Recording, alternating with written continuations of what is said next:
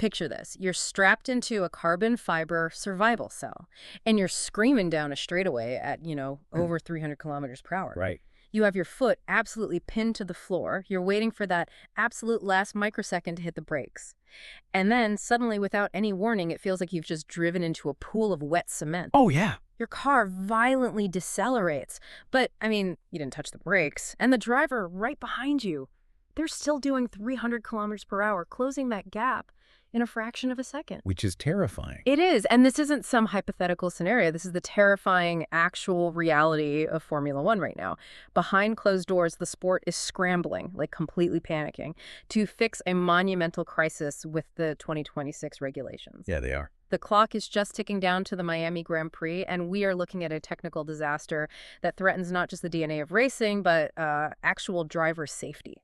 So in this deep dive, we're opening up the confidential high-stakes roadmap F1 is using right now to quit and salvage this rulebook. And, it is a profound crisis. Right. We aren't just talking about, tweaking a front wing angle or adjusting tire pressures. Right. We were talking about a fundamental structural flaw in how these 2026 cars generate and deploy power. The entire architecture of the powertrain is creating this terrifying on-track dynamic that honestly no one fully anticipated when these rules were drafted. Which is wild. So let's tear down the engine mechanics first. Clear. The core of this whole disaster is the mandated 50-50 power split, right? Half the power from internal combustion, half from the electrical system. Exactly. But, we hear these acronyms thrown around all the time.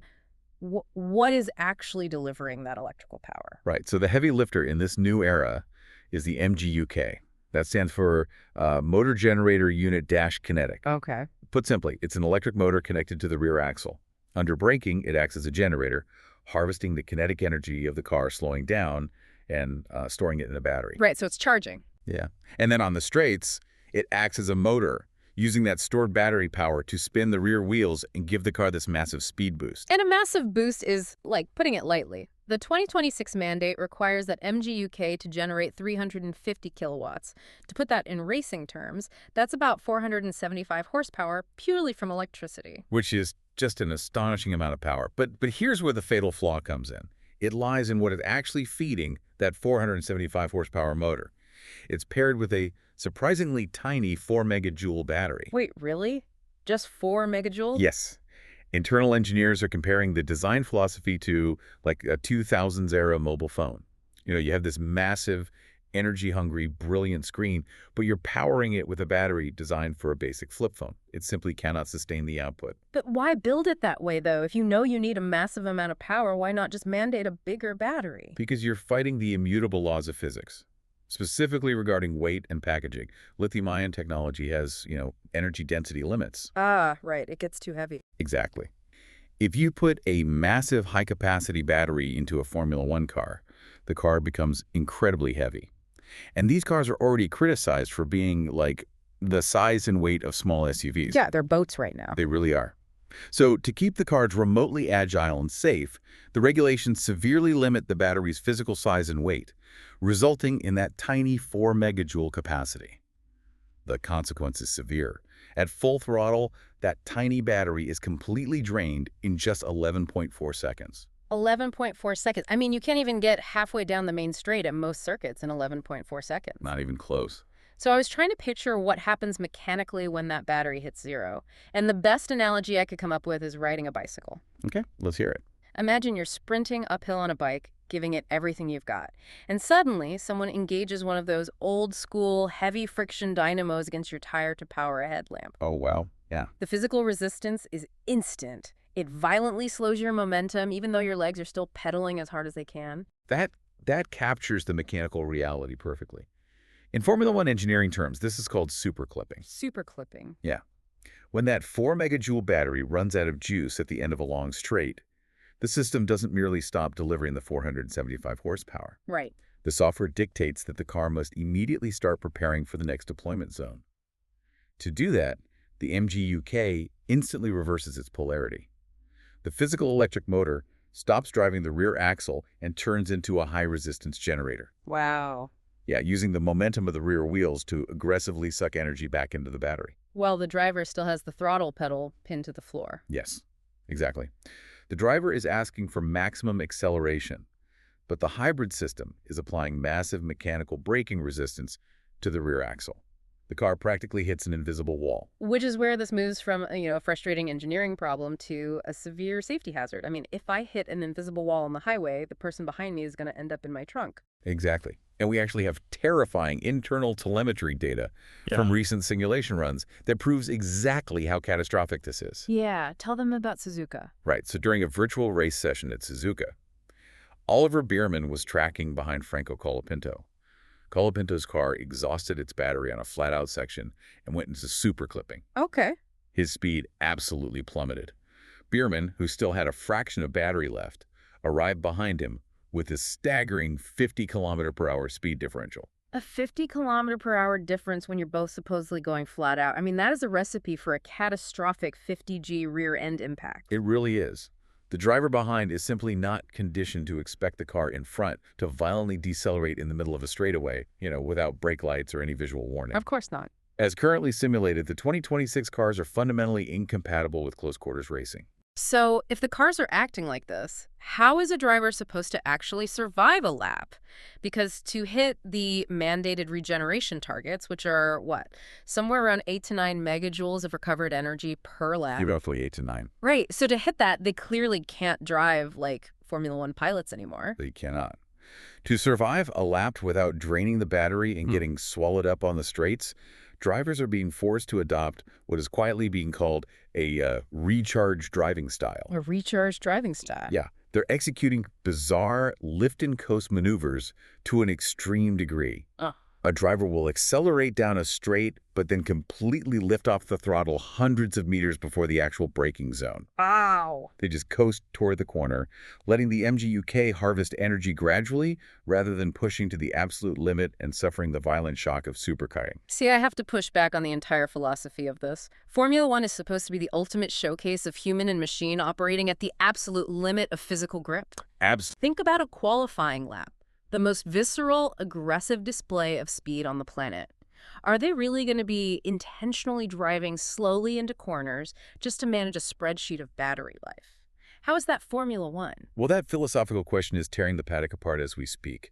I mean, is Formula One a contest of pure, unadulterated speed, or is it an advanced energy management puzzle?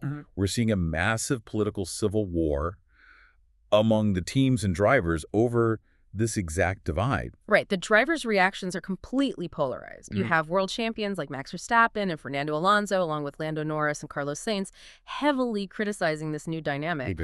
They're complaining that the cars lack grip, the driving style is completely unnatural, and it simply doesn't feel like racing. But then you have Lewis Hamilton coming out after simulator battles saying it felt like, quote, pure karting. Right. And Toto Wolff is standing in front of the media calling this 2026 rulebook pure racing.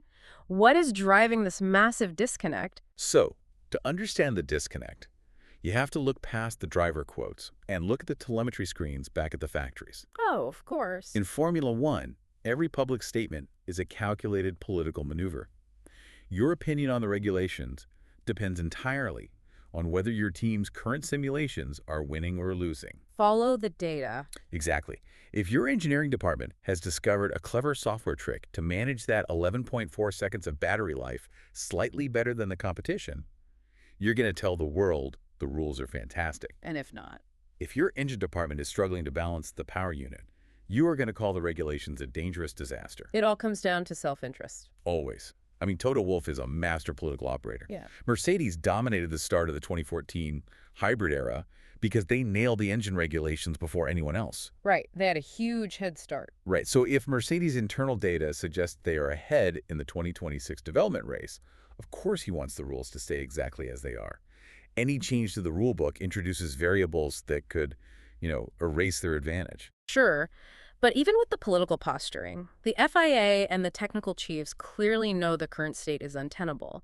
They're seeing the same 50-kilometer-per-hour speed differentials we are. They are. Which leads us to this secret, frantic April roadmap to try and salvage the regulations. We have the internal timeline of these closed-door meetings, and it reads like a true crisis management operation. The timeline reveals just how desperate the situation is.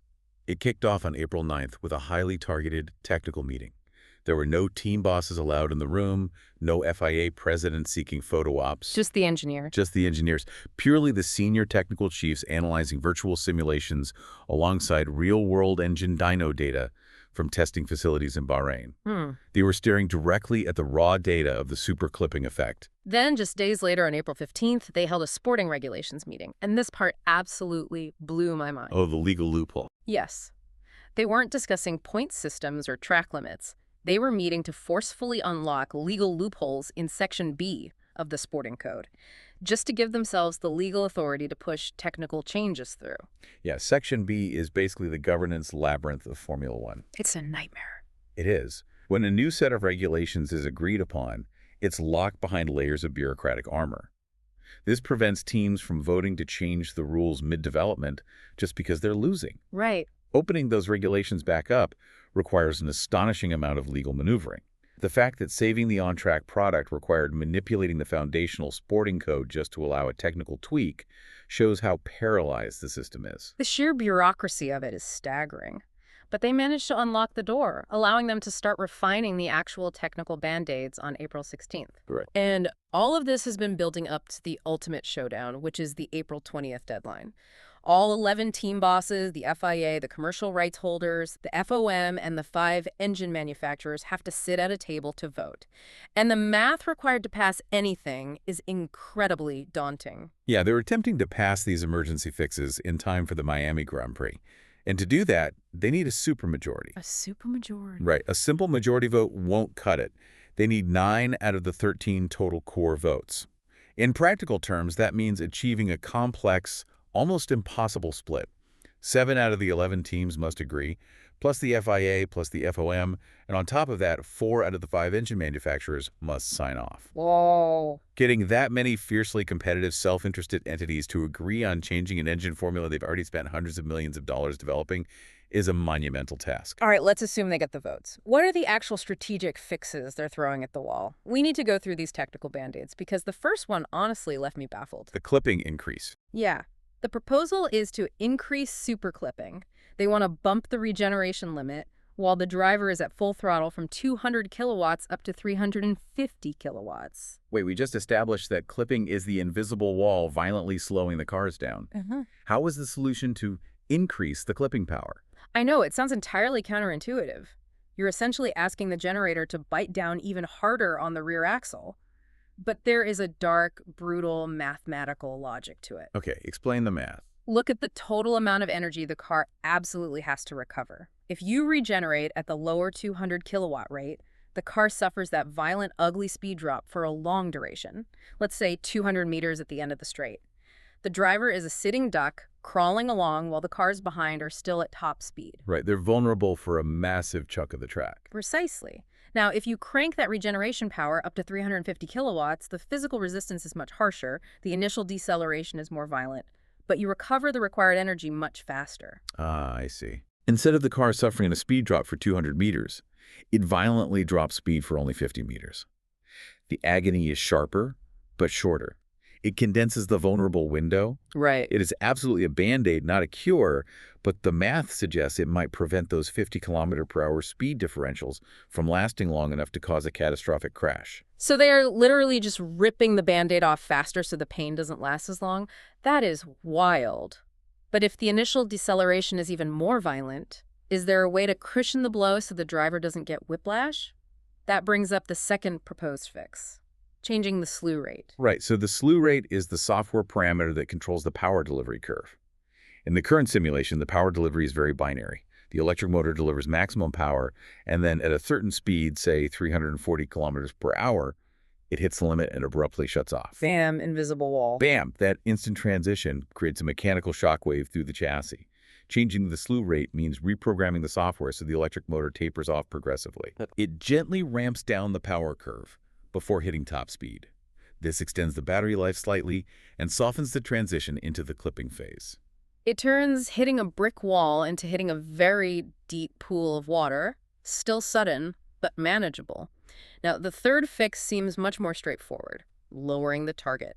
Right now, the rules demand 8 to 9 megajoules of regeneration per lap.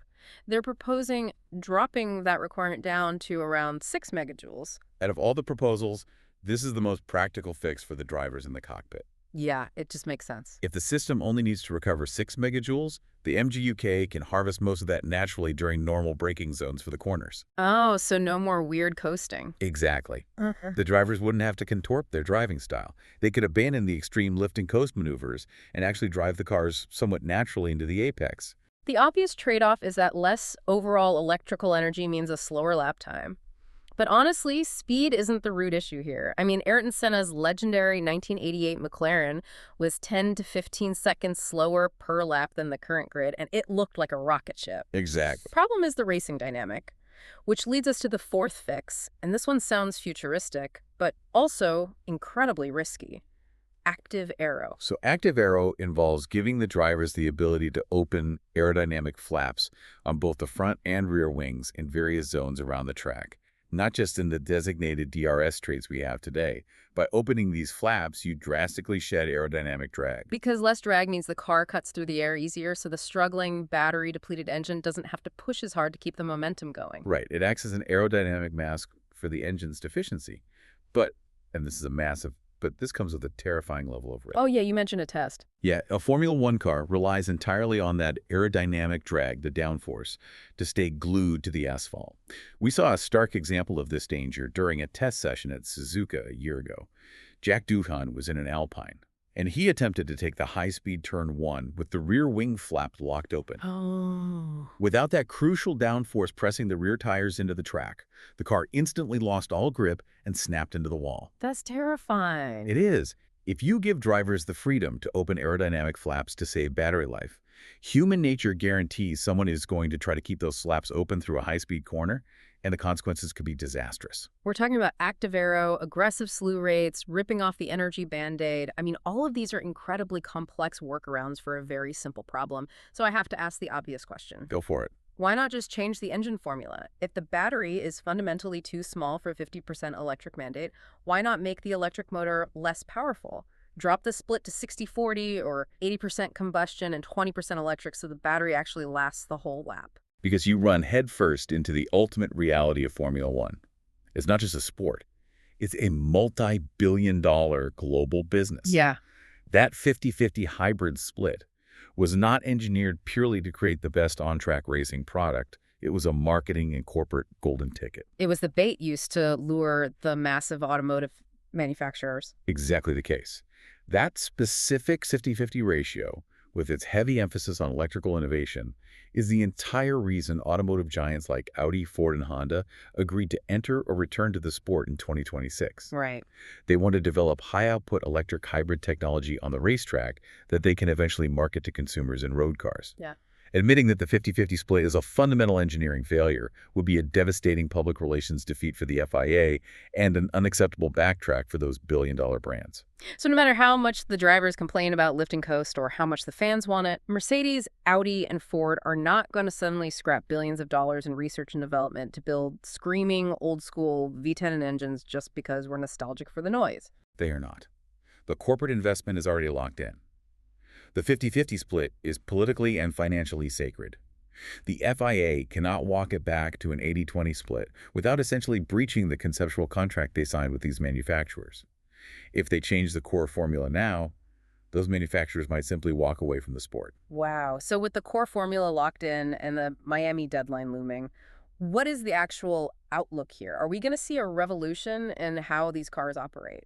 We are not going to see a revolution. What we are going to witness is a heavily patched together software-managed compromise.